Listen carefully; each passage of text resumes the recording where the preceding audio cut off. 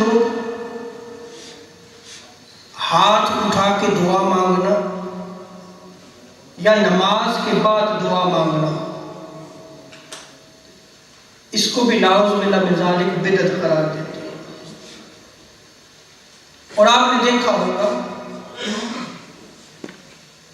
کہ فرض نماز جو ہی ختم ہوتی ہے وہ اٹھ کے چلے جائیں گے، اور کہیں اجتماعی دعا بھی ہو رہی ہو تو اس میں بھی شریک نہیں ہوں گے، اور اگر فیملی کی خاطر اس محفل میں اس مجلس میں چلے گئے تو ہاتھ نہیں اٹھائیں گے، ہاتھ جو ہے وہ نیچے رکھ کے رکھیں گے۔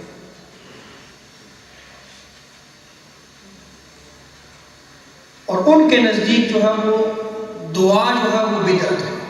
سو آج میں نے اس موضوع کو لیا ہے کہ دعا کی فضیلت کیا ہے، اور محدثین کا عقیدہ، انہوں نے جو احادیث کی کتابیں مرتب کی ہیں اس میں جو باب قائم کیا ہے، وہ جو باب قائم کرتے ہیں وہ اس محدث کا عقیدہ ہوتا ہے۔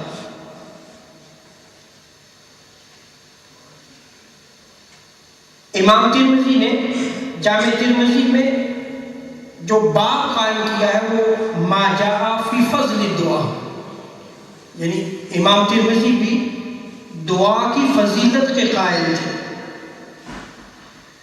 اور اسی طرح ابن ماجہ نے بھی فضل الدعا یہ باب قائم کیا ہے، اس کے تحت احادیث لے کے آئے۔ یہ حدیث مبارکہ مسند احمد بن حنبل، صحیح ابن حبان، مستدرک میں بھی نقل کی گئی ہے۔ قال رسول اللہ صلی اللہ علیہ وسلم لیس شیء اکرم علی اللہ تعالی من الدعاء۔ حضور شاہ فرماتے ہیں کہ اللہ کی بارگاہ میں دعا سے زیادہ کوئی محترم اور مکرم چیز نہیں ہے۔ سیدنا ابو ہریرہ روایت کرتے ہیں، جامع ترمذی، سنن ابو داؤد، ابن ماجہ، امام نسائی نے سنن کبریٰ میں، مسند ابو یعلا، مستدرک میں اس روایت کو نقل کیا۔ قال رسول اللہ صلی اللہ علیہ وسلم من سرہ ان یستجیب اللہ له عند الشدائد والکرب۔ حضور شاہ فرماتے ہیں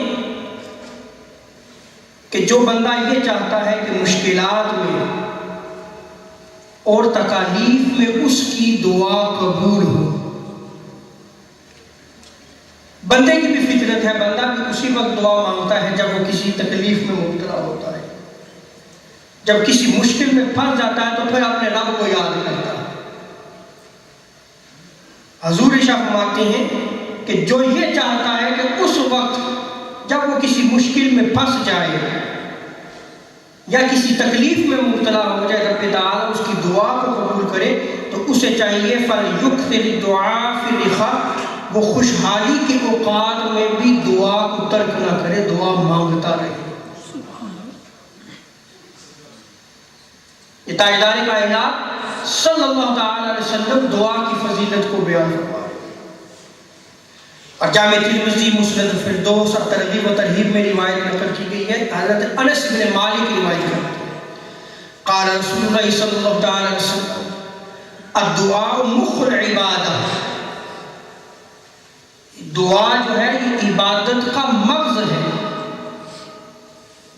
یہ کس نے بیان کیا؟ مخ العبادہ، تاجدار کائنات صلی اللہ تعالی علیہ وسلم۔ میرا سوال ان لوگوں سے ہے جو فرض نماز پڑھنے کے بعد جب عبادت کا مغز آتا ہے، جب اس سے مانگنے کا وقت آتا ہے، جب وہ دعائیں قبول فرماتا ہے، اس وقت وہ بد نصیب جو ہے وہ دعا کو چھوڑ کے جو ہے وہ چلا جاتا ہے۔ اس دعا کو مخ العبادہ فرمایا کہ جہاں دعا مانگی جا رہی ہو وہ عبادات کا مغز ہے۔ کئی بندے جب رب تعالیٰ کی بارگاہ میں ہاتھ اٹھاتے ہیں تو ان بندوں میں کوئی ایک نیک بندہ بھی ہو سکتا ہے، اس کے وسیلے سے سب کی دعائیں قبول ہو جاتی ہیں۔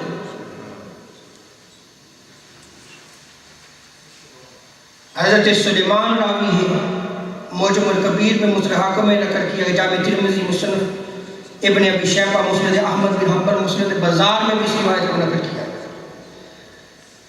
حضور علیہ السلام نے ارشاد فرمایا کہ دعا کے علاوہ کوئی چیز تقدیر کو نہیں بدل سکتی۔ صرف ایک دعا ایسی چیز ہے جو تقدیر کو بدل سکتی ہے، اور نیکی کے علاوہ حضور ارشاد فرماتے ہیں کوئی چیز عمر میں اضافہ نہیں کرتی۔